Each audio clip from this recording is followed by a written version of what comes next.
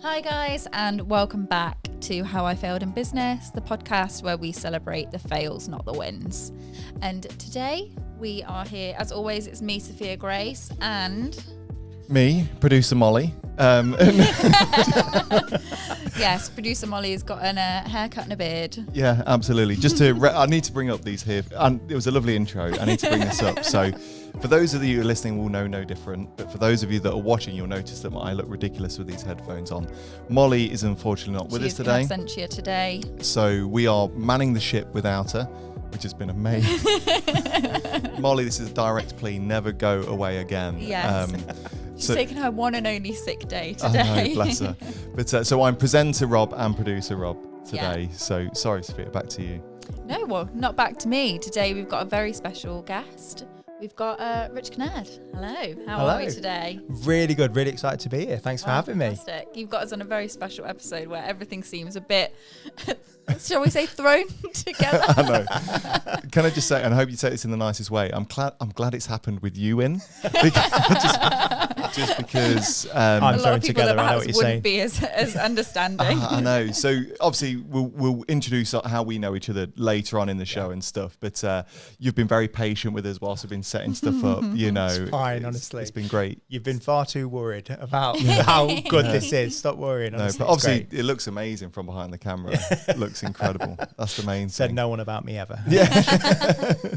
But Rich, tell us about yourself. Tell us what you do now. Tell us about Yearning for e-learning, and tell us a bit about your journey.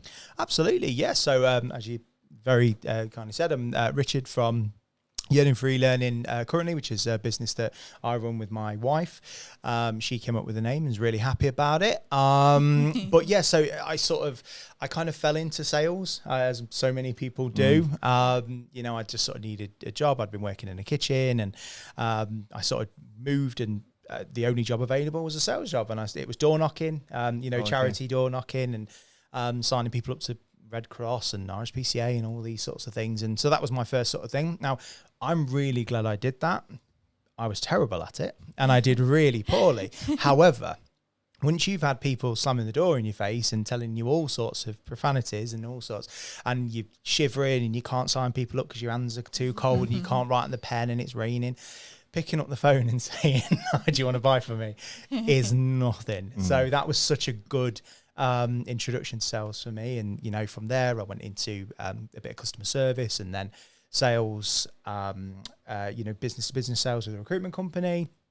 From there, I went into car sales, and then into health and safety, which is where we met. Obviously, we'll talk about that later. Yeah. And I'm a very safe kind of guy. Yeah, it's so safe. We all like to have fun, but it's better when it's safe. To be fair, we've got to tell you something that happened yesterday in the office. It was the perfect timing in the world. I'll let you continue. No, I'm so excited to hear that later. And from there, I moved into, I went to work for a different company. I had a different title as business relationship manager. I was just a fancy title for sales, but they didn't want it to appear salesy. And then from there, I've set up Yearning for e-learning. And obviously we do, as the clues in the title, really, we do e-learning.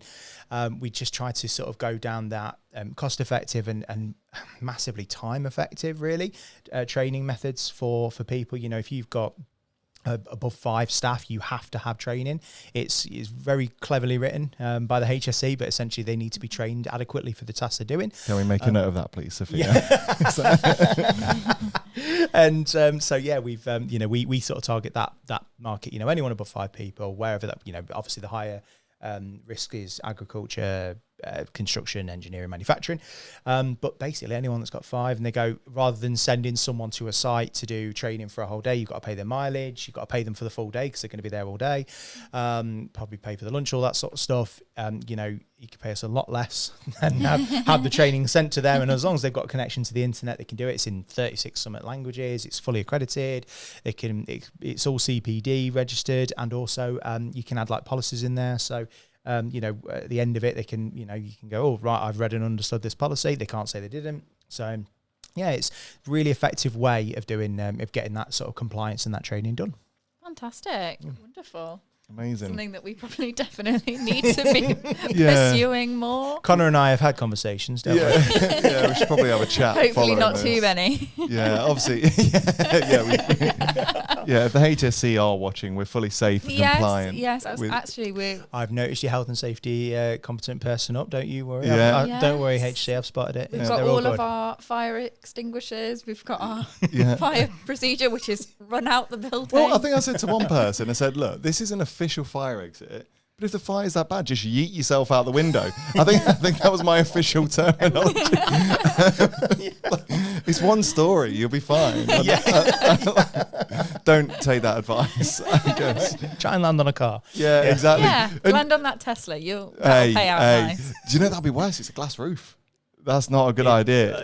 Not a good idea. It's not bouncing at all. Land on Connor's old banger. That'll be fine. You'll bounce back up. That thing would survive anything.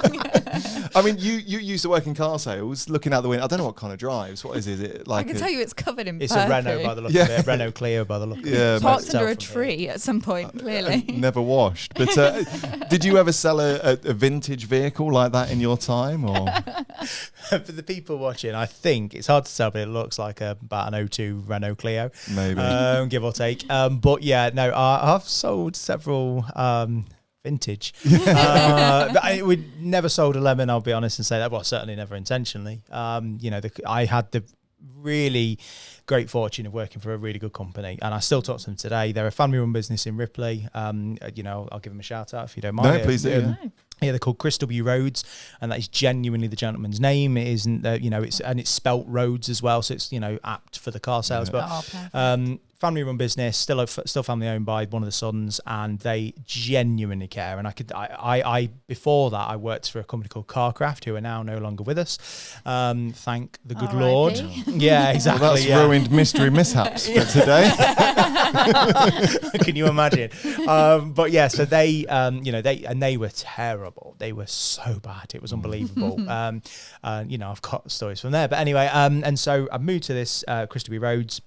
And I was actually going to come out of car sales because I was like, oh, this is terrible. I don't like the way they are. They are when you think, if you ask anyone, describe a salesperson. Or describe a salesperson. They go sleazy second-hand car salesman. And that was the Carcraft way. And I was like, no, it's not me. It's not how I operate. I've got morals. So anyway, started at Chris Rhodes. But if you don't mind, indulge me. I'll tell you about my first day. Yeah. Because I've got a particularly embarrassing story. So I'd worked at Carcraft for 2 months, I think it was. So I'd not done too much. It was, most of the training was about finance, to be honest with you. So anyway, starting the first day. And the first day I got there, they were like, oh, we're having a delivery today. You've loaded new cars. So would you mind helping us? Yeah, of course, no problem. I'll do anything. Yeah, go on. So they pull up, load of cars come off, all hands on deck. Everyone's just grabbing a car. And they give me the keys to this Mercedes, old C-Class. Right, yep, no problem. Where do you want it? Oh, just around the corner there. And it's on a hill. So, you just get it up there and put it on the handbrake and it'll be fine. Cool. Jump in, drive around, quite tight, but I'm like, oh God, but I manage it and it's all fine. So anyway, pull round, facing this, go to face the road as they wanted it, next to the rest of the cars. It's on quite a slope. So, and then right there is like a big, like a little pole that it could roll into. So I'm like, I'll just put the handbrake on, obviously, as you would. Where's the handbrake? Okay, right, this is new. So I'm looking around. No handbrake. There's a little P sign there. It'll be that. I've seen that in some cars. Bear in mind, like I said, this was a long time ago. 2015, 16, I think it was. So it's not as prevalent as they are today. Yeah. I was like, it's the P, right? So I press it. Nope, car's still rolling. Oh my God! So I have to reverse it a bit. I'm really starting to panic now. My first day, I'm nervous. I'm sat in this car. I'm like, they're going to think I don't know how to drive a car. So anyway, after a good 10 to 15 minutes of me just sat around here trying to find the handbrake, I reverse, go back to the front, and I just waved down one of the guys. He was one of the valeters, and I said, mate, it's really embarrassing. I'm really sorry, but where's the handbrake on this? He went, oh, it's a foot brake, mate. I'd never seen one before because I'd never driven a Mercedes before. So I look like a right idiot. But yeah. It could have been a lot worse, I guess. Oh, yeah, I could have done a lot of damage. Everyone's had a bad first day. I think that's the saying, isn't it? You only have your first day once. Yes. Yeah. But horrendous. It's made worse when you know that everyone's watching. And, you know. And you're trying to drive a car and it's going wrong as a car salesman. Oh, well, I've got insult to injury. Oh, well, I'll indulge me further. I'll go on to one other one. I got so I don't know how long I'd been there. I'd been there long enough to know better. This lady came over. She wanted to buy a car. Yeah, great. Looking at the car that she was wanting to. We're ready to go for a test drive. I said, before we do that, let's go and have a look at your part exchange. Standard practice, no problem. And it was I want to say a Ford Focus. It might have been a Fiesta, but either way, Ford, go up to it. Manual. And I'm looking around it and I'm just, I sort of just, if you don't mind, can I have the keys? I just need to start it to make sure, it works and no lights come up. She went, yeah, of course. So she gives me the key. I don't know why I did this, because usually I would get in the car, I'd sit in it and I'd foot on the clutch and I'd, you know what I mean? And do I'd it start properly. it. Yeah. For some reason I thought, I don't know what I was doing, but I thought, well, I'm just going to put the key in from here, put my foot on the brake through. I'm going to, really awkwardly from the outside. Yeah. Started it. Obviously, she'd left it in gear, which I'd never do, but she'd left it in gear. Yeah. So the car starts jolting forward. Rather than just stop, I decide to start trying to, with superhuman strength, stop the car on one foot, by the way. So I'm hopping along trying to stop this car as it's like jolting towards all our cars that are on sale. And she's just there. I honestly, I didn't look at her because obviously I was like panicking about the car. But she was just like, she must have just been looking at me like, what is this guy? Believe it or not, she didn't buy from me. Funny that. No way. I know. I don't know where I lost credibility. So yeah, I bet it must have looked like like when you ride in one of those booking Bronco. It's like Imagine trying to stop one of them with one hand and one leg. Like, come on. Yeah, so that was fun. To be fair, the question, I don't understand why people leave their cars in gear. It's not anything I've ever done. Maybe on a hill I put it in first gear, and obviously you're an avid driver, so you know all about it. Okay, well, I can't say anything about anyone with cars because I can't drive. I feel like oh, do you not? Right, okay, right. No. Yeah. And it's worse because I can't even, I'm not even giving it a go. So you've had I thought you've had no lessons? I've had 2. Oh, okay. 2 lessons. Okay. And that... They're enough to ban you. It's safer for the rest of the world if I'm off the road. That's fair. At least you've recognised that. Yeah. Fair play to you. We do have a member of staff, little Maisie. Okay. Oh, God, who I think is now 3 weeks past her test. Has crashed twice. Yeah. Oh, my. She curbed a car once. Yeah. And then she drove into her was it her garage or her neighbour's garage? I think it was her garage. And I said, why would you do that? And her response was something along the lines of, well, they shouldn't have built the garage there.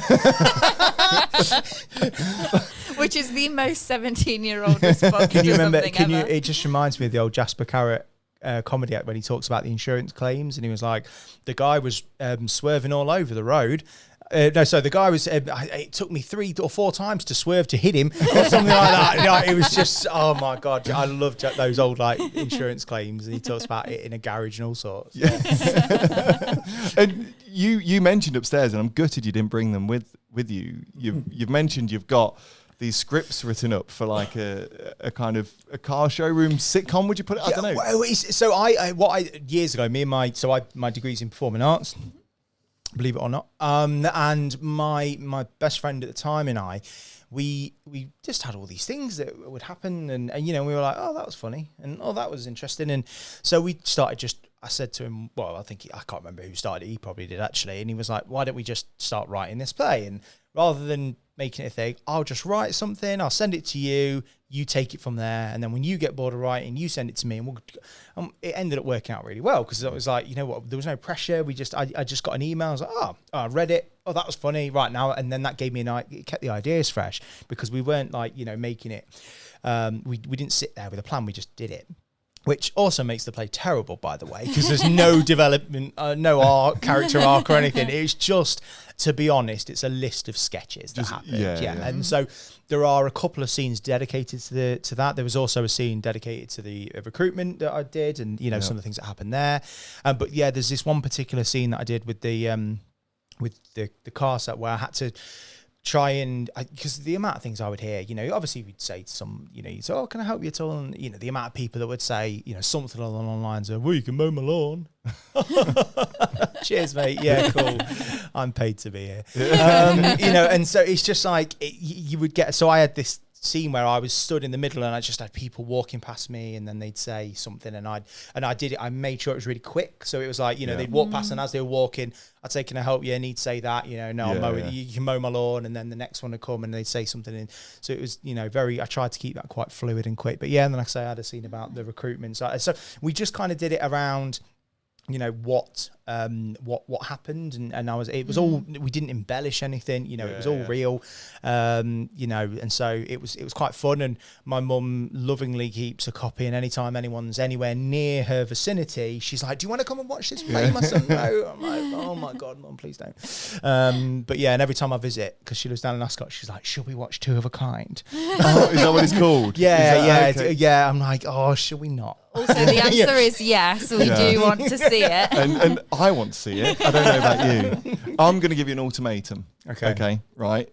Either you let us see it, or we get hold of the script, and Sophia and I make a right hash of it. Okay. On the podcast. I will happily send you the script as well anyway. Amazing. It's certainly not patented and no one's stealing it. Because we said upstairs, we said off camera, like I personally think there's a gap in the market for that kind of car showroom sales kind of, sitcom comedy. We've had White Gold with the UPVC kind of sales. Yeah. Oh God, yes. Yeah. The Superstore and The Office. Peter Kay did one, didn't he? But I can't remember whether I didn't watch it. But he did The Services.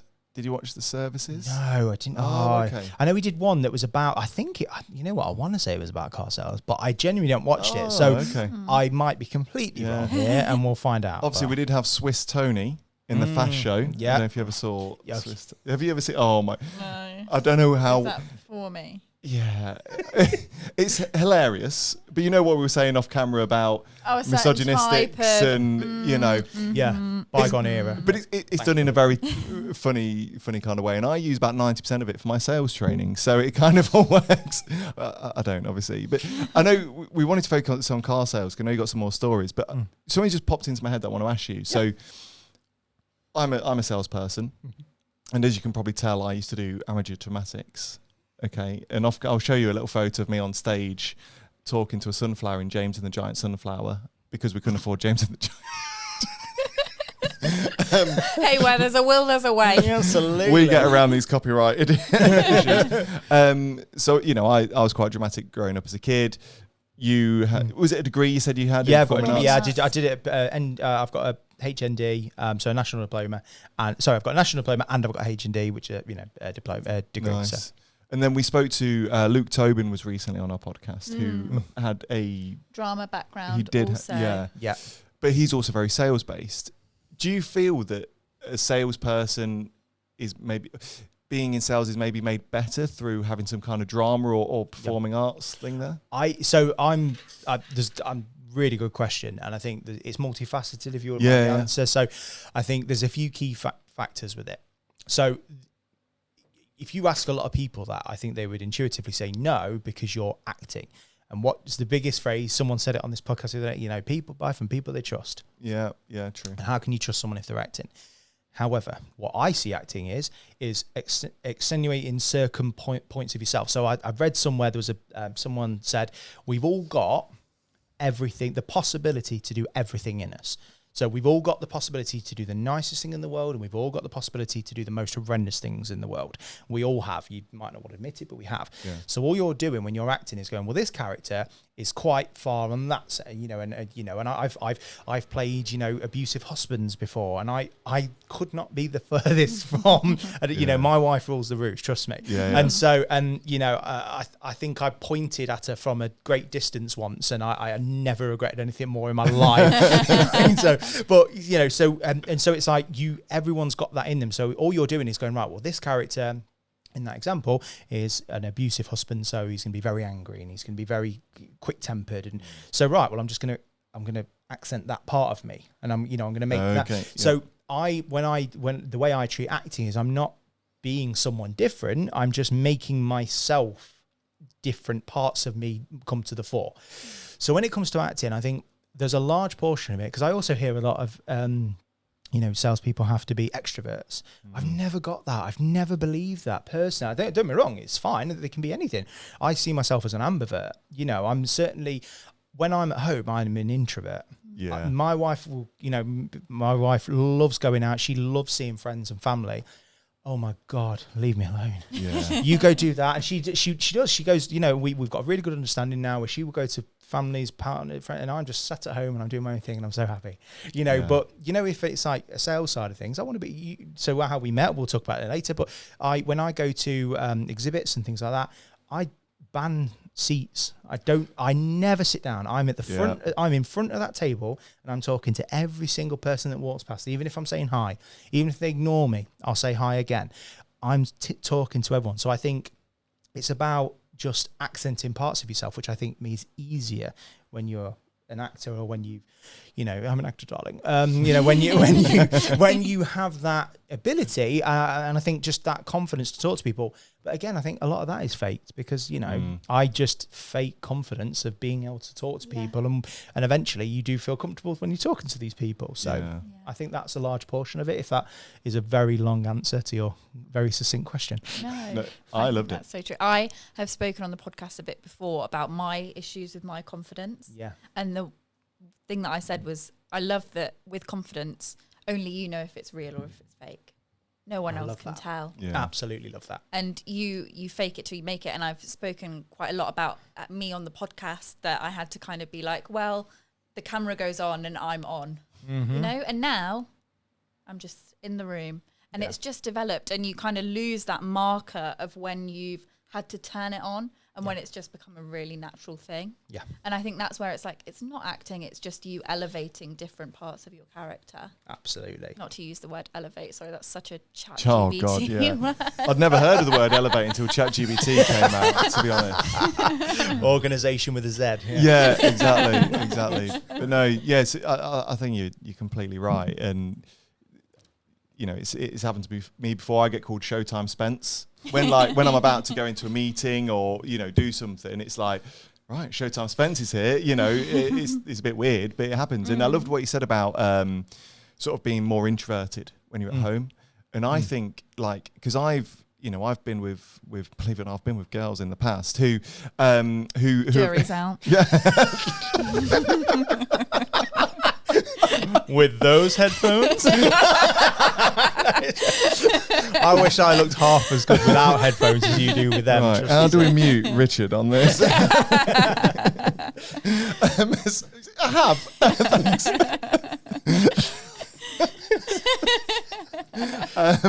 You've ruined the story now, but where you'd get home and you just don't want to talk. It's not that you don't want to talk to them. You just need your time to just go a bit non-verbal for a while. Yeah, I need my time to rejig, and they're like, well, you're at work all day talking to people, talking to your colleagues. Why can't you talk to me? And it's like, well, generally I want to talk to you, but I always put it down to if you're driving a bus all day, the last thing you want to do is go home and then drive your family around. It's like chefs. Yeah, they don't cook for their family. It's like I used to hate because the most amazing food. Come on. When I worked in a kitchen, I used to work every Christmas Day because I don't drink. I've never touched alcohol in my life. So I used to volunteer to work Christmas Eve, Christmas Day, New Year's Eve, New Year's Day, because it didn't matter to me and you got paid extra. So I was fine. The last thing I wanted to do on Christmas Day, after I've served 500 Christmas meals, was eat a Christmas meal. Trust me. Yeah. I never got, my mum would be like, oh, we've got it on that. Thanks, Mum. Yeah. I'm gonna throw up. So yeah, it's absolutely true. Yeah, I've never known a chef that doesn't just live off a diet of beans on toast or cornflakes. Yeah. You know, that's all mixture too. And then the food that gets sent back. Yeah, all the chips. Yeah. Right, I know you've got another story about the car sales, which we'll come on to after the break. But before we do, I'd like to play. What's the first game? We've got Fail or Fiction. Yeah. Are you guys ready for Have we got a fail? theme tune? Yeah, we've got a theme Oh. tune. Obviously, you won't be able to because you've not got headphones. So, Okay. joke's on you now. I'm playing one in my head. But you'll hear it when you listen back. Now you follow us on Spotify. Mm-hmm. But welcome to Fail or Fiction. Yes. So just while I prepare my notes, this is the game Drumroll. where effectively, as Sophia's so nicely put it, so much better than I, it's just Two truths and a thank lie. you. Yeah, 2 truths and a lie. So I'm going to share with you 3 stories. Okay. One of them is false, completely made up. We always say we need to get a leaderboard, and every time we forget, don't we? Well, now I'm the producer. Maybe I will. Okay. Slacking, Molly. Yeah. Slacking. Come on, Moles. So I'll share these 3 stories. You've got to decide which one's fake. Okay. Okay. Understand the game. I'm so excited. Okay. So we're going to start with. We're going to go drinks based. Oh, don't look at that one. It's going to give things away. So we're going to start with Coca-Cola's OK Soda. Mm-hmm. In the mid-1990s, Coca-Cola launched OK Soda, which was a new beverage aimed at Generation X with an anti-establishment marketing campaign. The soda had a unique flavour and came with a quirky, often cynical advertisement that didn't resonate with the target audience. Failed to gain traction in the market and was discontinued after only a couple of years. Okay. Next up, we have Tesla's Cyberbike. So 2019, rumours spread that Tesla was developing a revolutionary electric motorcycle called the Cyberbike. The concept was a futuristic, fully electric bike featuring autopilot capabilities and advanced heads-up display integrated into the helmet. Despite the buzz, the project was allegedly cancelled due to safety concerns and regulatory hurdles, as well as CEO Elon Musk's statement about Tesla's focus on cars over motorcycles. And finally, we have Colgate's, and I'm going to struggle to say this, Colgate's kitchen entrees. Kitchen entrees. Entrees, is that right? Yeah? Yeah. Sounds it. In the 1980s, Colgate, known for its toothpaste, launched a line of frozen dinners called Colgate Kitchen Entrees. Okay. The idea was to expand their brand into the food market, but the association of the Colgate name with toothpaste didn't appeal to consumers. The frozen food line was a commercial disaster and was discontinued shortly after its release. So we've got Cyberbike, OK Soda, or Kitchen Entrees. Okay. Are we doing this together? Sorry. So we can talk about it together, and then Okay. we'll submit our answers Okay, so you don't know, but- independently. I have okay. no idea. So my thought process is the Tesla. I'll give you my reasoning. The final one, Colgate one, it sounds so ridiculous that I don't think it would be. I think it's too obvious an to be. outdated CEO being like, let's branch out more. Yeah. We do toothpaste. Let's do the steps. Something. before. What do you use your teeth for? Eating. Pacing. Yeah. So I think that is so ridiculous that it's true. The first one, again, I do believe because I just think Coca-Cola have done so much, Yeah. like so much. I think that it's. I got just the think option. it's so insane that perhaps like one of the biggest symbols of capitalism made a counterculture soda. The irony there. Yeah. No, that is a very good But- point. I believe that if anyone would do that, it would be them. To try and branch into another, Yeah. they probably try and corner every market. Literally. We're going to do really conformist marketing, and we're also going to go screw you marketing. So I think the Tesla one. I do ride motorbikes, and I've never heard. I of was a going to t- ask you, have you but ever heard of it? Because I've never heard of it, but that doesn't mean that it didn't, because I only started riding in 2021. So it was before my time of riding.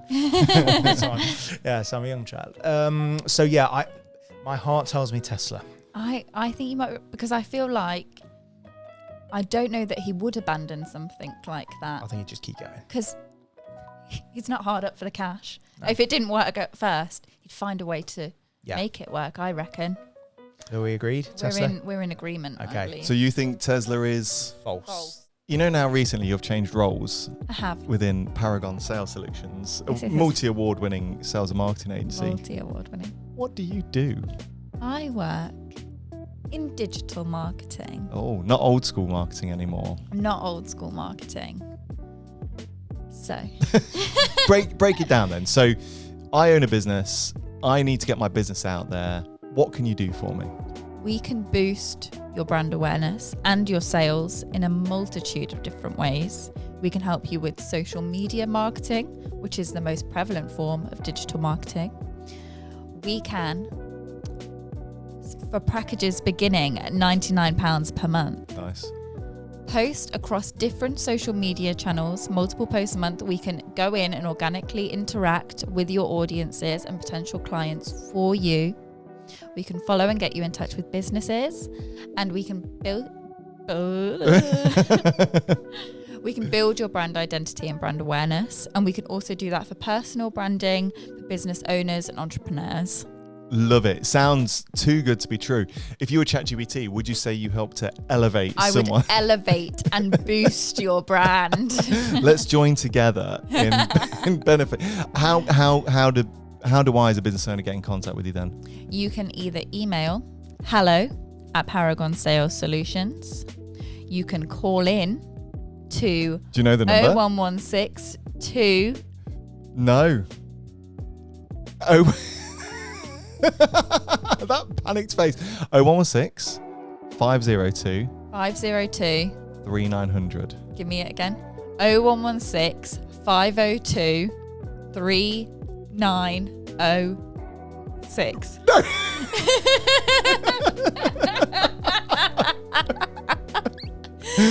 I called out. I didn't call in. So just confirm, don't call that number because that's going to go to Deirdre. Call 0116 502 3906. No. You just say it. 0116 502 3900 3900 3900 is what I was trying. 3900. Okay. There we go. Welcome back to How I Failed in Business, where we were in the middle of a jaw-dropping, adrenaline-crunching episode of, edition of Fail or Fiction. It is quite warm, isn't it? I mean, we've even got the fan on today. But so I gave you the option between Tesla's Cyberbike, Coca-Cola's OK Soda, and Colgate's Kitchen on Trays. Yeah. Which one is the false story? Which is your final answer? B, Tesla. You think the Tesla's I agree. We concur. Definitely. Yes. The maths is telling me that I'm wrong now, based on what you've said. No, Is it the bloody Colgate one? Go on. I'm sticking with Tesla, yeah. Okay, we're sticking. Okay, so I can reveal that in fact, Colgate is one of the true stories. Okay, so they did launch a line of frozen meals in the 1980s, which failed due to poor consumer acceptance. Which you can understand, really. There's no allegiance in branding there. Now the maths is telling me that we're wrong. There's a really weird thing that says if you change after Yeah, then. you've got to change. No, What's it? too late. You're stuck in now. Monty Hall effect, yeah. So we're stuck between the Coca-Cola's OK Soda Yes. or Tesla Cyberbike. Mm-hmm. So you believe that the Cyberbike is the false story. Yep. Yeah. I can reveal that for the first time, Sophia, you're both correct. Yes. So yeah, the Tesla Cyberbike is a false story. We know Elon. He probably has thought about it at some stage, but it's never been publicly announced or developed a product at all. So it could exist, I don't know, but it's not out there. So OK Soda was... It was an real. actual product from Coca-Cola that was released in the mid-1990s and quickly discontinued due to poor sales. There we go. Do you remember the OK Soda? Do you remember? No, I don't drink fizzy drinks. No. I'm really weird when it comes to drinks. I drink water, tea and coffee, and that's it. All in one cup? Ideally. Yeah, no, so I don't remember it. I'm a sucker for like old adverts. We were talking about this recently. I love old adverts, and I've never. Love them, I and the can't remember Coca-Cola them. ones are amazing. So you probably would have seen it. Yeah, absolutely. But we've kind of teased earlier on in the podcast, Rich, just about how we met. Yeah. Do you want to tell the story? Because it'll be interesting if it matches up to mine a little. Yeah, we've got our story straight. So we were doing when I was working at the health and safety company, we were exhibiting. It was at Leicester Football Ground actually, which I was so excited about. And I actually met Susan Whelan that day. Yeah, ran in the elevator while we were setting up. So true story again. And I have a witness because he was in there setting it up with me, one of the consultants. And we got in the elevator, and just as it was about to shut, Susan Whelan walked in, and I went, I couldn't believe it, and I was absolutely starstruck. Really? And Adrian looked at me and went, it just gave me the look of, what are you doing? And I was like, she runs the football club.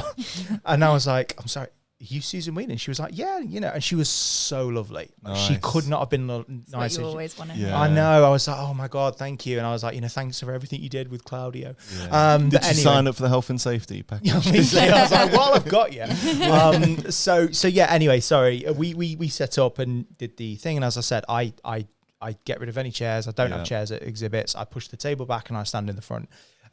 Just so I can talk to people, because you'll know, and I'm sure you know, when you go round, I look at what the people do, and when I see people sat behind it just looking at their phones, I'm like, what are you doing? Like, if you are the owner, come all this way. Yeah, if you're the owner and you've paid for this, well, more for you. If you're an employee and the business owner has paid for this, you should be ashamed, because it's just out of order. So I'm there and I'm dancing to the music, I'm doing whatever I can, I'm just chatting to people. As people are walking past, I'm like, yeah, you found us, come on. And they're like, who are you? And whatever. Anyway, and we'd had a lot of people that day that were coming up to us, and they were just trying to sell at me. Bear in mind, I've paid to be, we paid to be there.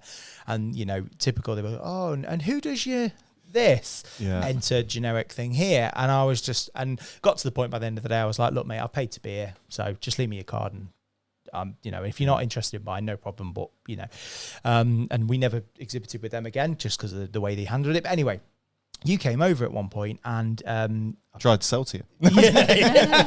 But no, genuinely, what I really, really liked about you was you were engaged very early on. I identified that you were the owner, so you were the right person I need to speak to. You listened. You genuinely took on board what I was saying. You didn't try and sell at me. You know what I mean? I took your card and it obviously went from there. We realised we're both Leicester people and all this. And so what I really liked about it was that you, while in a position of power, were not abusing that. I know that sounds really silly, but you weren't there for your own gain. I'm sure, don't get me wrong, I'm sure there were people that you could have sold to, and I'm sure there were people you would and did. But I didn't feel like you were just there for your own gain. And that for me was such a, such a big thing. So I really appreciated it, and then obviously later on you did use us, and a while ago, and that's it. Then we've just sort of kept in touch since. I've always kept an eye on what you guys are doing, and and from there that was it. The rest is history. Appreciate that. I mean, you witnessed some of my acting skills, because I was trying. No, so I was there for my own game. But because I remember, I think it was 2018. I think it was literally first year of business, because I remember it was a summertime, so I would have just gone for a bit of a mooch, And it's funny, because I actually met quite a few people that day who I'm still very close contacts with. A gentleman called John Woodcock, who was here on the show recently, and I met him there for the first time as well. So it just goes to show actually how you meet people. But I love what you've said there about these stands, because we go to a lot of them, and you just look around. And I went to one just the other day, ironically, at the Tigers this time. Oh yeah, okay, and there's just people sat. I don't agree with sitting, because it looks very, very antisocial. It's a very negative body language. Yeah, of course it is. Okay, if you need somewhere to rest the weary legs, a stool could be better, because your posture's a bit better. It's a bit more open, I think. Yeah. But the amount of the people that were there just doing their work on their laptop or whatever. And you think, like you say, you've spent probably 500 quid to exhibit. You've spent 600 quid on branding and merchandise, maybe a little bit more potentially. You've spent your wages, everything, and you're just doing your work. Yeah. Just what's the point? Who in their right mind is going to go, I'm going to go speak to them? They look fun. Don't they look engaging? It's never going to happen, and so for me, it's just an absolute waste of time. If you're not going to go there and talk to people, don't go. No, don't spend them. And to business owners listening to this, don't do spot checks. What I mean? Make sure the people are actually sending. Yeah, exactly. Do make sure you do. Even if you do mystery shoppers or whatever, speak to some people are going, saying, "Can you just check in on my stand, see what they're doing?" It's not. I don't mean that to be like pick. To find all these things, but it's I just find it really quite bad, that they're doing it, and it's like, oh, come on, let's let's do what we're doing here. But yeah, you had a great pitch. You had a great stand. I think there was maybe 3 or 4 of you potentially there. You all had great branded T-shirts. You had a spinny wheel, and I think I won a discount on the package. We love a spinny wheel. I do love a spinny wheel. We have one in the office. Yeah, we give ourselves discounts all the day. What do we want today? It's just Connor buys us lunch. That's all that's Is that just you discounting their wage? Yeah, exactly. 100%.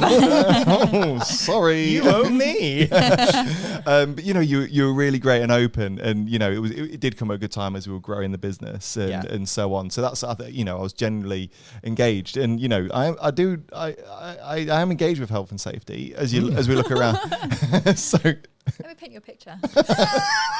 It's yesterday. Rob, you and Connor were both downstairs. We were. You were about to leave for an event, a networking event. We were. Yep. And you need to charge your car. You've got a lovely Tesla. Yeah. You needed an extension cable. Which is the worst way to charge a car as well. So through connecting to a second extension cable from the mains in our building into your car. Yeah. You've had to we've had to find a new extension cable because the other one understandably has broken. Agreed. Yep. So you've got your other extension cable. But they've all been Pat tested. All of them. Yeah, Pat came in. He came in, he looked at them. And as this is all going on, you're looking for your little extension wire, the business receives a phone call. Who's calling the business, Rob? It was a health and safety advisor. Yeah. What are you doing while Connor's on the phone telling them that we don't need their services? Well, what I discovered with the extension cable, so it's this white one here, it's quite a long one, okay, is if you double it up, it turns into a skipping rope. So I'm here in the office. He stood in the middle of the room, skipping, crossing. And Connor's like, we're very, very safe here. We're very safe. And the ceiling tile has gone up on the roof. Brilliant. Yeah. I mean, I do own a certificate in IOSH managing safely, so I risk assessed the situation. Yeah, of course. It wasn't a live cable, Sophia. Like, that would have added more excitement. Why didn't we do it? Next time. Let's set it on fire as well. Yeah. Yeah, I risk assessed it. I felt that everyone else was safe. I mean, the wire was literally just skimming Molly's nose. It's no wonder she's not in today. She lost her nose, basically, is what happened. Oh, brilliant. Sometimes the universe aligns. Yeah, it does. Yeah, because weirdly as well, something was weird was happening yesterday, because in the morning, we get new phone systems and we're going, have you heard from, this company? Like, no, I've not heard from them. They're supposed to be looking at it. The phone rings. Yeah. Guess who it is? That he's company. moaning and he's like, I know, how bizarre. But you shared with us earlier when you were first getting into sales, you were back in the early days, so probably about 40 years ago or whatever it was. Yeah. I look it, don't I? cheap shots. I was getting back for the headphones. That's all it is. So you're getting into sales. Was it a nice, smooth transition into it? Or? Well, kind of, if I take out the door-to-door for a second, because that was, like I said, that was literally just, there was a job, fine, do it, whatever. And as I say, I didn't enjoy it. I hated it, but I'm glad that I did it because it made me thicker skinned, which you need to be for sales. I actually so I was working for a big phone company in their business customer services. And I'll be honest and say I hated it. It was not for me. It was just call after call after call after call of the same problem. My SIM's not working. Turn your phone off and on. Cheers, bye. It was the same thing. I need to activate a new SIM. Right, give me the number. It the same thing over and over again. And I cannot stand monotony. Like, monotony for me is just, there's nothing worse. So anyway, I went for another job just because it was really quite far away. And I was looking for the jobs. There was another one that was much closer, doing the exact same thing. I was like, I don't really want to do that, but it's much closer. It'll save me a lot of money on fuel. So I just went for it. I went with this recruitment company because they were recruiting for it. And I went for the interview and I was in there for like half an hour. And they went, oh, have you got a bit of time? I said, yeah, sure. He says, oh, just give me a minute. And he walks out. I thought, I wonder if he's going to speak to the company now. This is a good sign. Anyway, about 10 minutes later, he comes in. And he brings this other guy. He's like, oh, yeah, this is the operations director. And I was like, what of that company? That was quick. What? Exactly. Have you got a portal? And he was like, no, for us. And I was like, oh, right, okay. And so anyway, they just started talking to. And they were essentially interviewing me again, but I was a bit like, well, okay, fair enough. I'm young. I don't know what. So anyway, did that. And I was in there for about an hour and a half in total. And he went, right, do you mind if we just have you got time? I says, yeah, no problem. I'm like, my God, what is going on here? So anyway, then he goes out. About a couple of minutes later, he comes back in, but then he says, I've just got to go in 2 seconds. And then he goes out, and I'm just sat here like, oh my God, I'm like, I've not eaten, I've not had a drink. I started to wither away. And so anyway, and then this woman comes in, and he's like, right, so this is the branch manager. And anyway, so eventually it turned out they were interviewing me for them. Wow. So they were like, we really liked you. We thought, you came across really good. Would you like to be a recruiter? Have you ever thought of recruitment? I was like, well, no, but I'll do anything. Get me away from customer service. So sort of fell into that, but I started as a 360 recruiter role, which they always say, but very quickly I loved sales. I hated everything else. I hate admin with a passion. Cannot stand it. And I didn't want to fill the roles. I didn't want to be ringing people and saying, are you interested in a job? What's your experience? What should do? Where do you live? I couldn't. That was not me at all. Yeah. I wanted to be ringing the people and saying, do you have any vacancies? And so very quickly they realised, hang on a minute, everyone else is going, what can I do to avoid making a call? And I'm going to make a call to avoid doing everything else. Yeah. So they basically made me just full sales. And I'll admit this is a massive failure on my point. I think I was there for, I want to say about 14 months. It might have been slightly less. I think I made like one sale. Right. You know what I mean? Now that was with so much effort. I'm talking more calls than anyone, probably more calls than other branches together. So if the effort's there, my skill level was right down there because I wasn't getting anything. I was getting meetings, but they weren't ever doing anything. And I look back and go, oh my God, it's so embarrassing to think, but you learn from that, don't you? You go, right, what did I, and I that's when I started sort of going, right, I'm going to try and grow and I'm going to try and get better. And, I got kicked out of a training session once because the guy, I'm a very nice person, I promise. But, if I start laughing and I know I shouldn't be laughing, it's like that thing of I just can't stop laughing. Yeah. And like my shoulders were going. And eventually he was like, look, mate, can you just leave the room because you're distracting everyone? Because I couldn't stop laughing because I can't stand corny things. I find it really funny. And he goes and he says, right, everyone. And by the way, loads of people do this. I do it all the time. But it was the first time I'd heard it. And we'd been all gone to this swanky hotel to this training, customer service and sales. Okay. He goes, right, everyone. Okay, so we're going to do something today. And he pulls up the thing and he goes and he says, right, this is a really key thing you're going to learn. Together, everyone achieves more. So team, obviously. First time I heard it, I burst out laughing.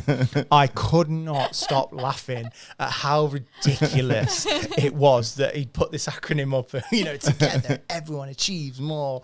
Team, yay! And so I was laughing my head off. I was giggling. Everyone around me was laughing at me for laughing. And you could, I feel really bad because I didn't want to disrupt his training, but you could tell he was like, oh, what do I do? Like at first he laughed and he found it funny, but then it got to the point where I'm just there.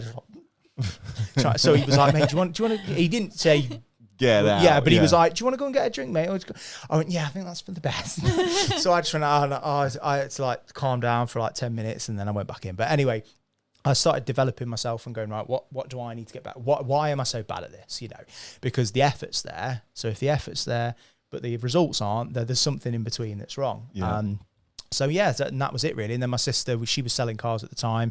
So she was like, have you read this book? Have you read that? What about this? What about that? And so I looked into other things and that's, I just started developing from there really. Nice. So yeah, now I'm a lot better, I promise. You said in there that you really love sales. Yeah. Why? Oh, I love chatting to new people. It's great. It's such good fun, isn't it? And I think the other thing is as well, not only do you get to chat to new people and all that, but there's also that instant gratification. So I'm autistic, and I need to know I'm doing the right thing. Mm-hmm. If I don't know I'm doing the right thing, I think I'm doing the wrong thing, and then I beat myself up, and I'm like, oh my God, I'm a terrible human. And so one of the things that I love about sales is it's instant gratification. I've made a sale. There we go. I did what I needed to do. Yeah. You can't necessarily do that if you're a project manager or if you're a designer or, but also there's a monetary figure to it. So if I'm, obviously I'm not employed anymore, I'm run the business, but if I was employed and let's say they pay me £20,000 as a random example, as soon as I've earned that £20,000 for them, I go, right, well, there's my salary paid for. The next one, right, there's all your overheads and the extras and the, and whatever. So now and I appreciate this profit and all that, but I'm just using this as an easy example. I've paid for that. So now everything after this is a bonus. So my target whenever I was, employed was to sell 3 times the amount of my salary as a base, and then everything else after that was a bonus. Because I'm covering my costs with those 3 times my salary. Yeah. Now you can't tell me I ain't done a good job. And so as soon as I got to that, I was like, right, brilliant. And now everything's a bonus. So that was my sort of goal, and how I sort of did it really. Yeah. Great. Well, shall we play our final game? I'm excited. I'm excited. Let me just You've got to go for 2 for 2 now.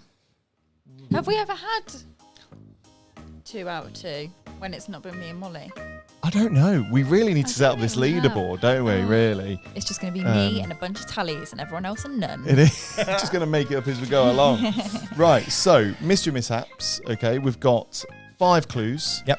And it's all based around a brand, a company, a product, a service, something that was here, really prominent, prevalent.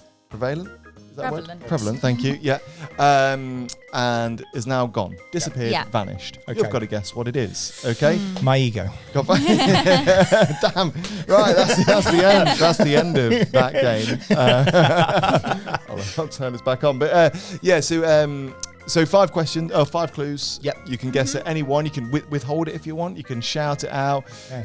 Whatever you want. Okay. Are we ready? We're comfortable? Yeah. Let's do it.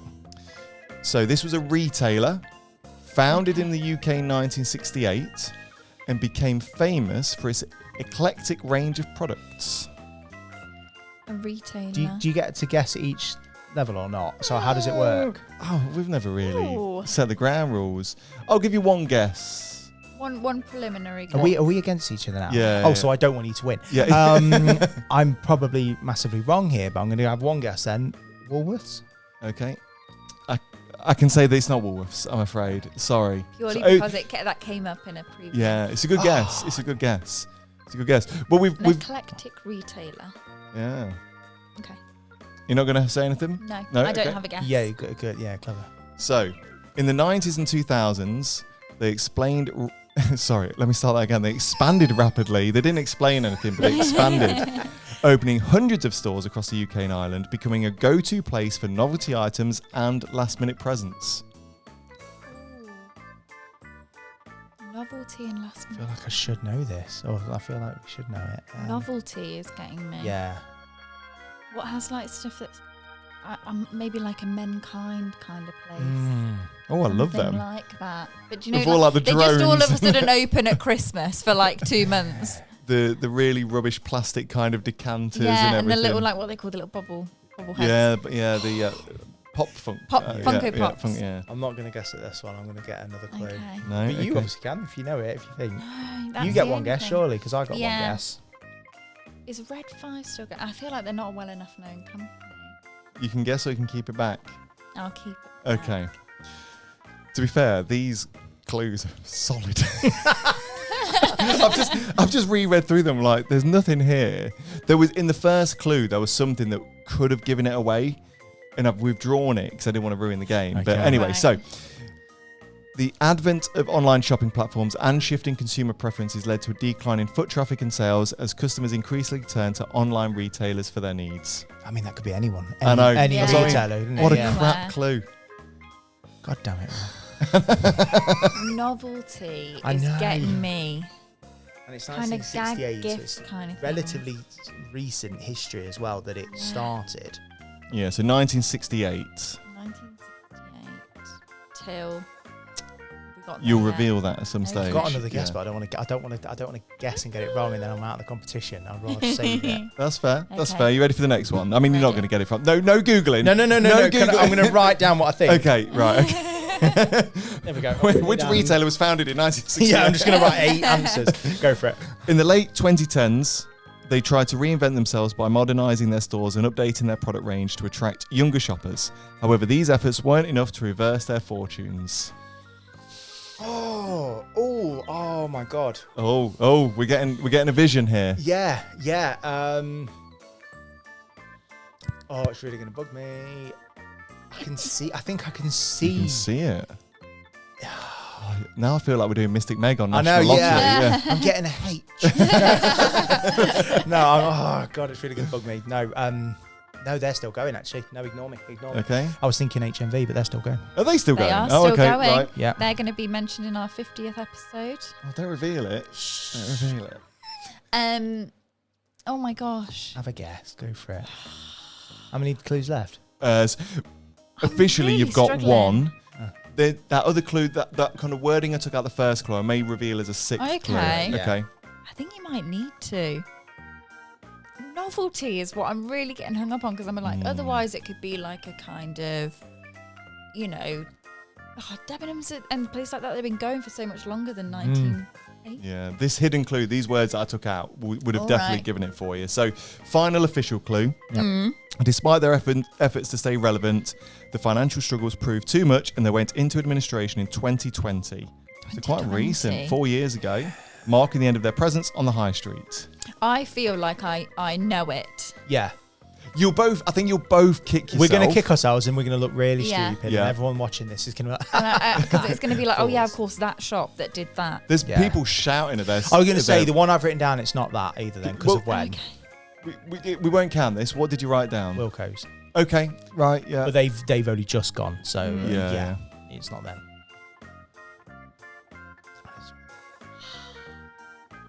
Would you like the kind of fake Gonna clue? need it, aren't I? Yeah. Yeah, I'm gonna need it. And then even then I won't get it. And I'll look So the wording I took out of clue number one was alongside novelty items. So it became famous for its eclectic range of products, including cards, gift wraps, and gifts, and stationery. Paper chase. Yes. Oh, well done. Hey, I'll be honest and say I wouldn't have got that even with that. So I'm not even gonna. Yeah. Well done. Yeah. But now can you see why I took out that Yeah. from clue one? Yeah. Because it would have Well, I given it. can't, but no. Again. Well don't done. be bitter. Don't be bitter. No. But- Paper chase. I I'm a thought great paper loser. chase closed more recently. Really? Well, I'm only going off what No, I'm ChatGPT just saying tells me. in my mind. Oh, okay. Yeah. So obviously this is all highly researched things. So Yeah, absolutely. it must be true. But I mean, that was a good one. That was a good episode. Shame Yeah. about paper chase. Are you glad that we've kind of gone a bit harder on these mystery mishaps? Or Yeah, would you, well, after Enjoyable. what happened to poor Tom Clark, Well, when I said, which mobile phone was most renowned for its keyboard? BlackBerry. Yeah. yeah. Unless you're talking about snakes and it's a Nokia. But other than that- Oh, great game. But look, Rich, I know there's people watching this going to want to stay in touch, and obviously people might want to learn about Yearning for e-learning. Yep. So what's the next step for the business, and how can people get in touch with you? How can they learn more about you? To be honest with you, I'd say the easiest way to do it is, probably either reach out to us at Let's Chat at Yearning for learning.co.uk, or go to the website, and obviously there's the contact us, all that sort of stuff, which again is just www.yearningforelearning.co.uk. You can put the hyphen in or not. I own both domains. Oh, it's not just a pretty face, is it? Absolutely. It was it just came up. It was like, do you want to own that? Yeah, go on then. For 99p more. Yeah, exactly. Yeah, so I was like, why not? So, yeah, but Yearning for e-learning, obviously, and to be honest with you, if you search Yearning for e-learning, there is a Yearning for learning, I'll be honest. Okay. But then nowhere near as good. Obviously. Yearning for e-learning, on any sort of Google social media platform will come up. And I look forward to speaking to some people, hopefully, and we'll save you a hell of a lot of money, I'll tell you that. Amazing. Well, we'll put all of the links in the show notes anyway, so that people can very quickly go and find you, and I'm sure that they will Thank go you. and check you out. We will. And next week we've got the owner of Yearning for Learning coming on. And you'll just see We've me got out there. some suits. You guys are going to wrestle. Yeah, it'll be like Harry Hill's There TV can be only one. Exactly.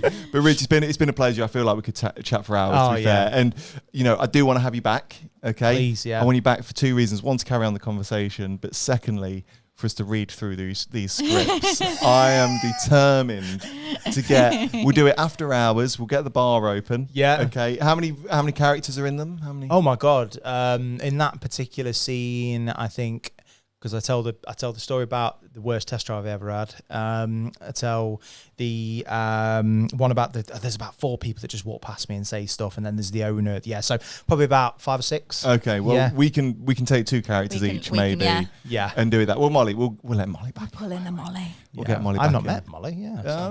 No, it's a show. Well, you're gonna have to come back. Star of the show. You're gonna have to come back. Who wants to wrap up? Do you want to wrap up? Do you want to wrap up? I can wrap up. Yeah. But Rich, thanks so much, and of Yeah. course, as always, thank you so much to you, the listener or the viewer, however you're taking in this content. We do really appreciate you sticking with us.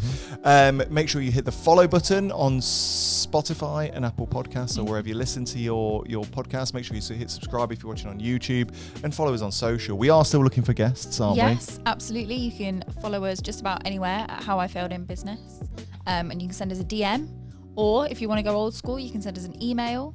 We are howifailedinbusiness@gmail.com.